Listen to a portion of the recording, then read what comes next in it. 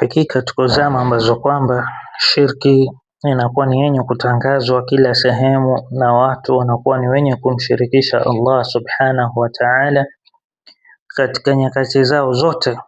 Wanapokuwa katika raha wanamshirikisha Allah, wanapokuwa katika shida na matatizo wanakuwa ni wenye kumshirikisha Allah subhanahu wa ta'ala.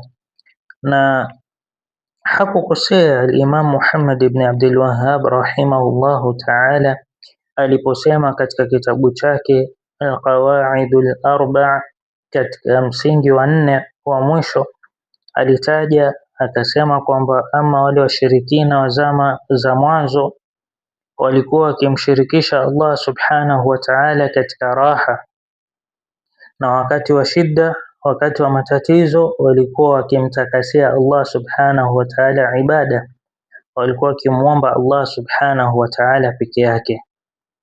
Na washirikina wa zama zetu hizi wanakuwa ni wenye kumshirikisha Allah subhanahu wa ta'ala wakati wa raha na wakati wa shida. Na hili ni jambo ambalo kwamba ni lenye kuonekana mpaka katika social medias. Wako watu ambao kwamba wanatangaza shirki, wanauza shirki. Na kusikitisha, miongoni mwa wanaouza shirki na kutangaza ushirikina ni watu ambao kwamba wamevaa mavazi ya ushehe hali ya kuwa ni waganga, hali ya kuwa ni washirikina. Nasallallahu al-afia wassalama. Na al-Imam Muhammad bin Abdul Wahhab rahimahullahu ta'ala akatumia dalili yenye kuonesha kwamba washirikina wa zama za mwanzo walikuwa wakimtakasia Allah subhanahu wa ta'ala ibada wakati wa matatizo.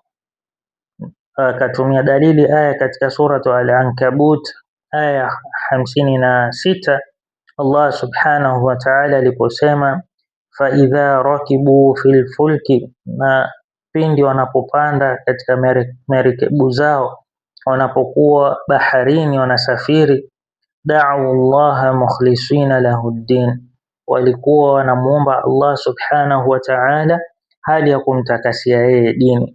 Wanapokuwa ni wenye kusafiri baharini, bahari inapochafuka, mawimbi yanapokuwa mengi na makubwa, walikuwa wakimtakasia Allah subhanahu wa ta'ala dua zao.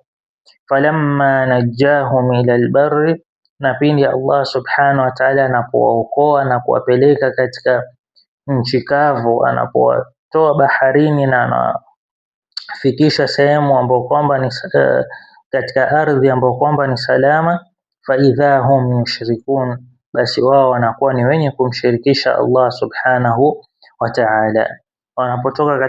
Wanapokuwa katika shida wanakuwa ni wenye kumwabudu Allah subhanahu wa ta'ala peke yake, wanakuwa ni wenye kurudi kwa Allah subhanahu wa ta'ala.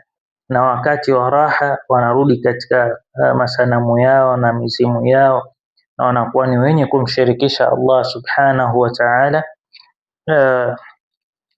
wanakuwa ni wenye kumshirikisha Allah subhanahu wa ta'ala.